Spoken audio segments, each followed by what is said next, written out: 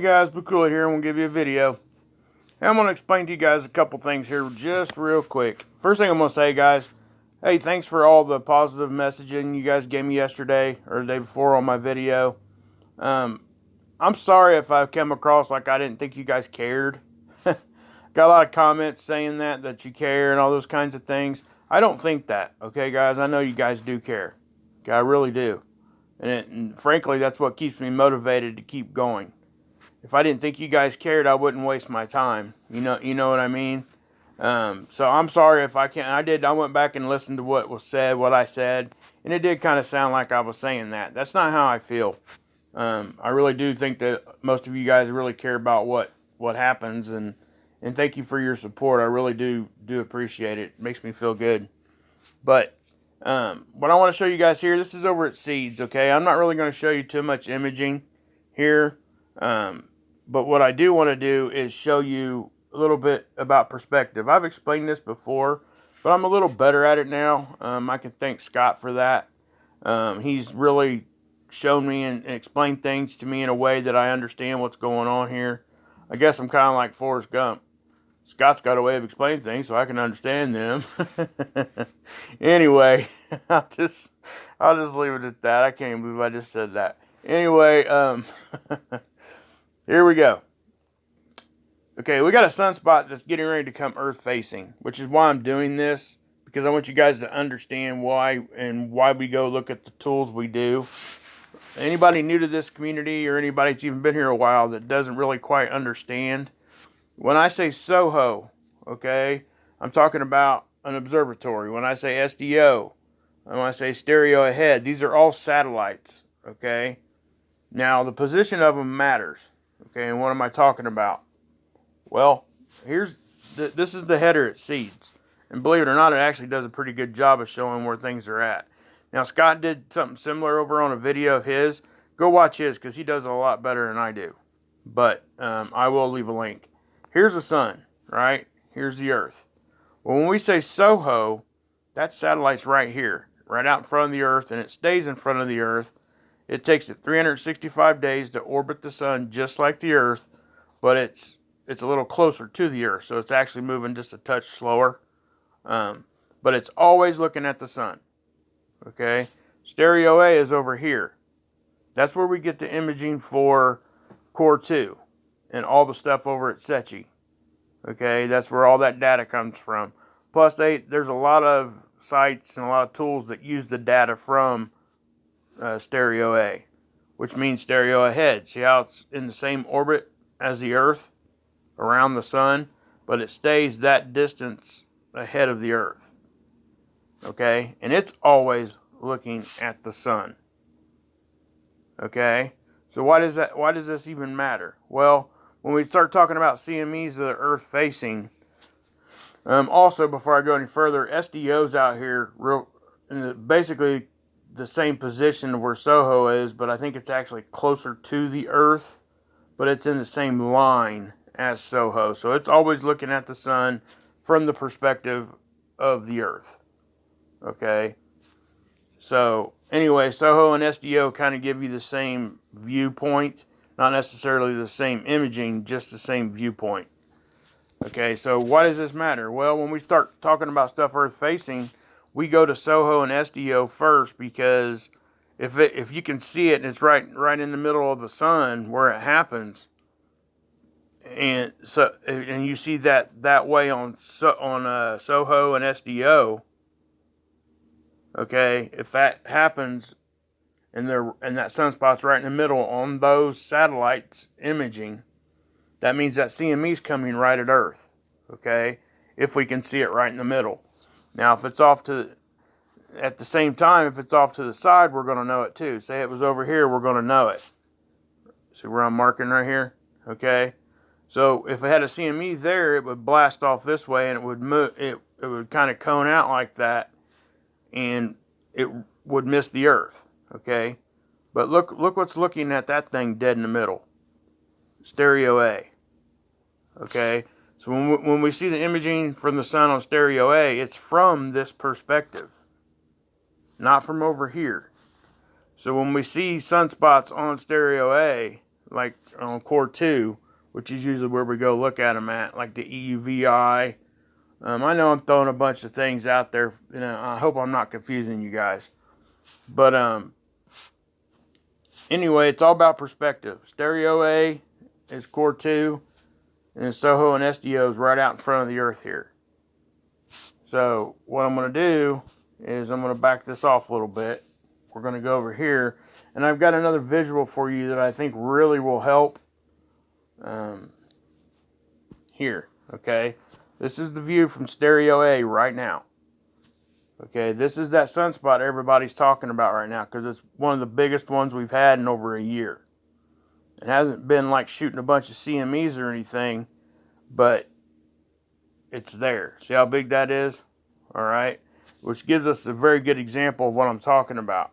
5 years ago, the sun would have been riddled with these sunspots. Okay, this is how quiet the sun has gotten. So when we do see things like this, we really take notice. Okay? Because our magnetic field isn't as strong as it used to be because the sun has gotten weaker. So if this thing comes Earth facing, which it's not, because remember I said Stereo A is over here. The Earth would be over here. Understand that? Okay?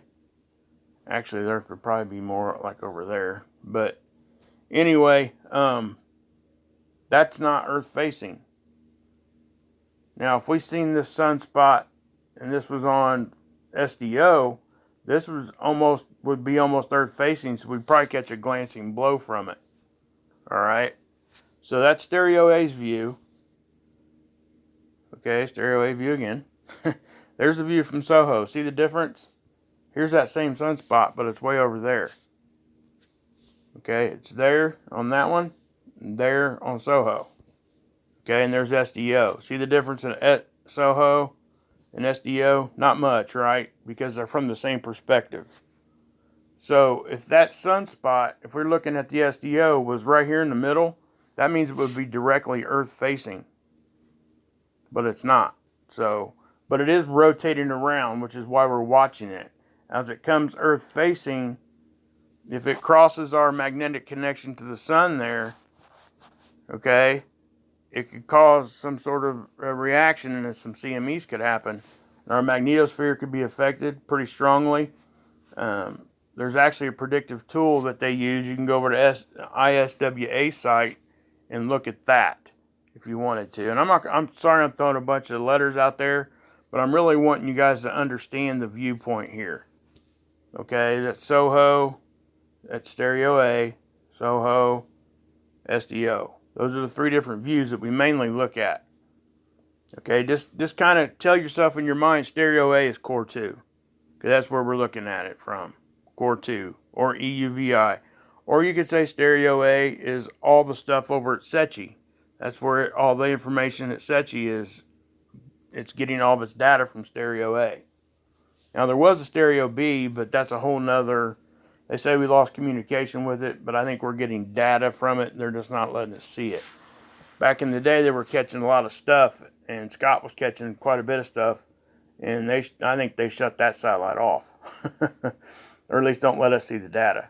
Anyway, but here, I want you guys, if you could, take a screenshot of this, because it's a good reference when we start talking about things being Earth-facing, and you can go reference this and know that when we're talking about SDO, SOHO, and Core 2 or Stereo A data, that this is the perspective of each one of those satellites. Okay?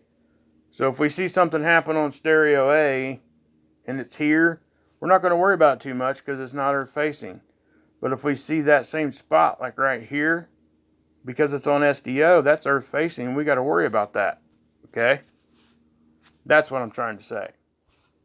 So, anyway, that sunspot is definitely something we got to watch. There's all kinds of different watches and stuff out right now. But yeah. So, I'm going to run you guys through some pictures here real quick. There is some stuff over on seeds that I want to show you, but I'm not going to show it to you in this video. It'll just take way too long.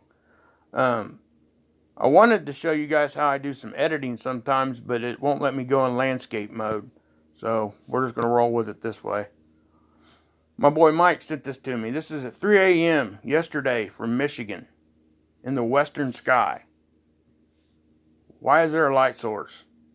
Somebody please tell me. There is no city over there. We double checked. It's not city lights. He lives out in the boondocks, so he would know if there was a city there. There's no greenhouses there. I've had that said before too.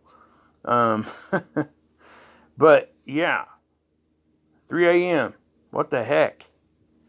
All right. I mean, wow. Okay, and you can actually see it kind of setting again. This is from the same, same porch that he was taking these pictures from. All right. Now, what do I do when I get pics like this? Well, I put contrast and stuff on them, see if I can actually see what's going on. Well, if we zoom into this, that's clearly some sort of a ball, spherical ball. All right, if it was city lights, it would be kind of hazy all the way through, right? It might be a little brighter here in the middle, but it wouldn't look like a ball. All right, at least in my opinion. So, yeah, I mean, look at that. 3 a.m. It shouldn't be there, guys. That's all I'm saying. Whatever that is, I can't really tell you that either. But then I get a pic like this, okay? This is good stuff. This is from Vera, forgive me for butchering this name, Fager from Finland, okay?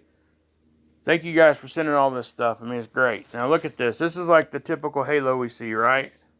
Well, but we're seeing this secondary one up here because you can see the rainbow right there, rainbow colors. Okay, now what I did was, because I could kind of see stuff that, if you look here, you see a full halo, number one. Number two, if you look close, this is why we got to start looking close at what we think is either the sun or a simulator. See how it's egg-shaped? Okay, and I'm going to show you why this is egg-shaped. Right, you can't really see it with the rest of this because the sky itself is covered up with a bunch of chums. All right, I mean, look at that. What better projection screen do you need if that's what this actually is? Or, those kinds of things, some sort of hidden whatever. But so again, this is what I did. I added a bunch of contrast to this and took the brightness way down, just so I can see where the light was actually coming from and what it was doing. Okay, that's why we do these things. Now see what this turned into? Basically, you just got rid of all this background junk that didn't have its own light. Okay, see how the sun or simulator actually stretches out that far? And see what this did? In that type of a circular thing. We theorize that these may be big lenses up there, right? Because of a simulation system. That's exactly what a lens would look like if you shined a light on it. Okay? Not to mention that the light's already stretching this way, even kind of coning out. Now I'm going to take you to the next one I did. Okay, look at that. Now this one I added a bunch of brightness to. Just sometimes that's just what we have to do to kind of see stuff. You can clearly see, and again, there is no ground down here, so why isn't, if this was not being like directed, this light being directed that way, why isn't there any light coming off of the bottom? All right, that's one of my questions. This is a really weird shape, is what I'm trying to say. Plus, it gets real bright right there. You can see the halo big here.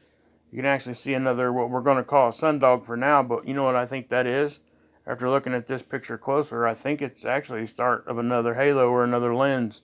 I think there's lenses all around right here, guys. That's what I think. But, it is what it is. So then I did this, okay?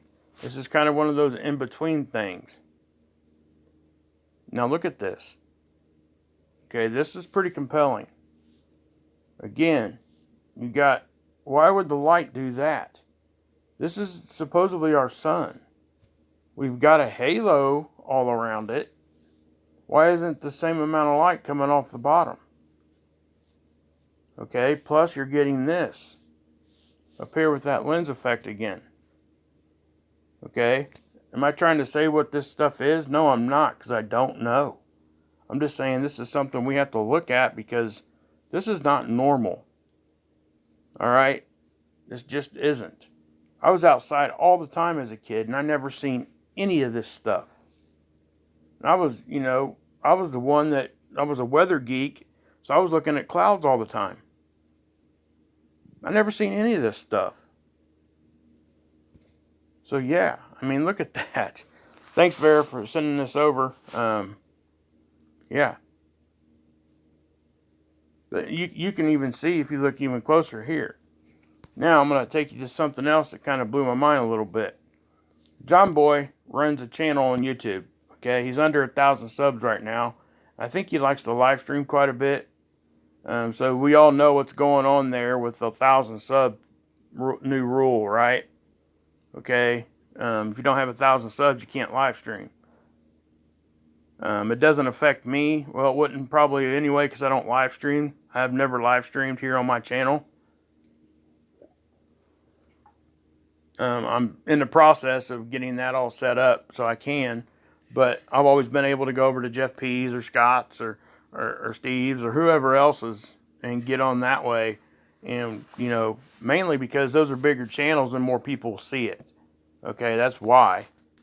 We want everybody to see as much of our information as we can give them. Okay, so John Boy sends me this, right?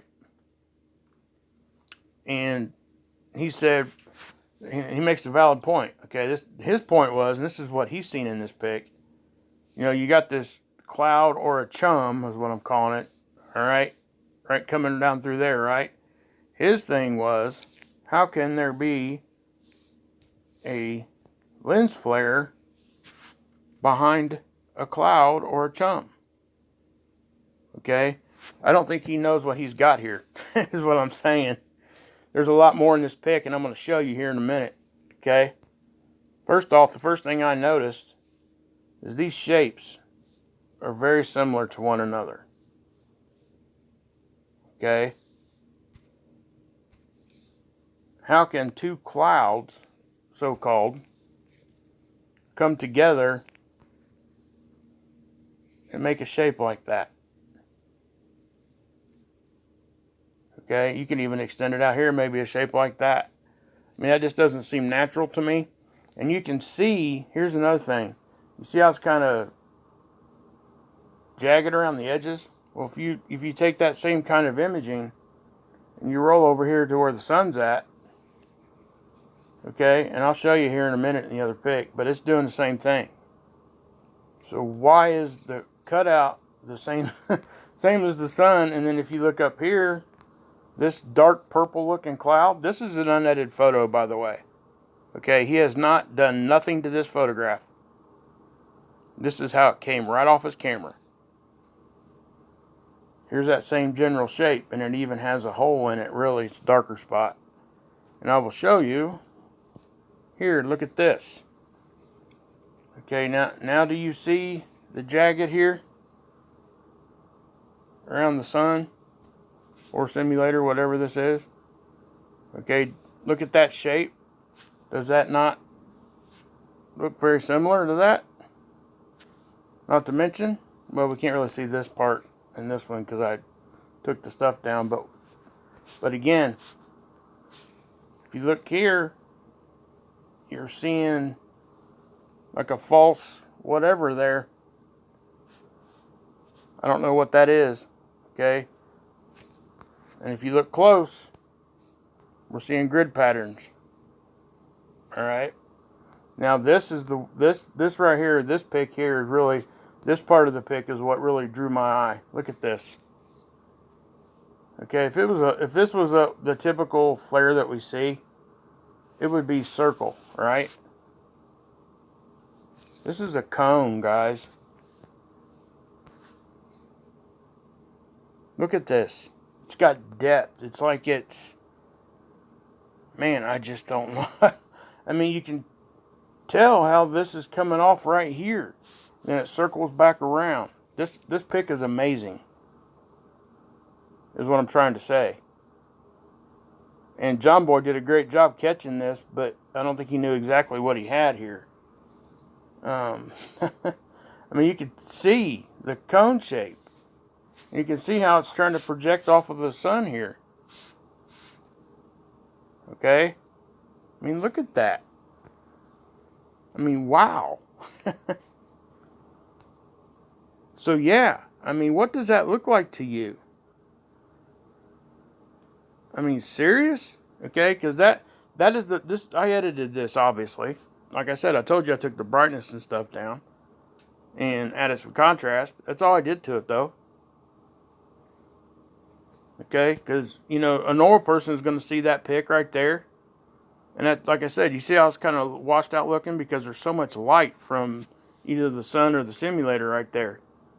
This is an unedited pick. And just glancing by this, anybody would think that that's just that typical red lens flare we see. Not to mention that, again, this up here, when's the last time I seen a purple cloud in the middle of the day? Like, well, it ain't the middle of the day. It looks like it's kind of low on the sunset on the horizon there. But in this particular setup, I've never seen a purple cloud like that. Just out on its own in the middle of blue sky and a couple of different clouds or chums, right? So you go from that, add some contrast, and then you get to see what it's actually there. Look at this. Okay? I mean, serious? Look at that. There is no way, shape, or form that that's a camera thing. Okay? I just don't see how it could be. You know, if it is, somebody tell me how that's possible. Okay? Because that, to me, that just looks like they're using whatever this is to project some sort of something out this way, some sort of light, or maybe it's the other way around. Maybe this is actually the source and that's giving this energy. I don't know. But man, and then you even got a little blue action going on here. But the colors is really what blows my mind in the shape of this thing. Okay, I've just never seen that before. If anybody else has, please let me know what they think this is. But yeah, I'll be sending this off. John Boy, thanks for sending this, bud. You should post this on your channel too. I'll leave a link to his channel, guys. But here you go. I'll just leave it at that, guys. God bless. Yeshua saves, and you can drink this Kool-Aid.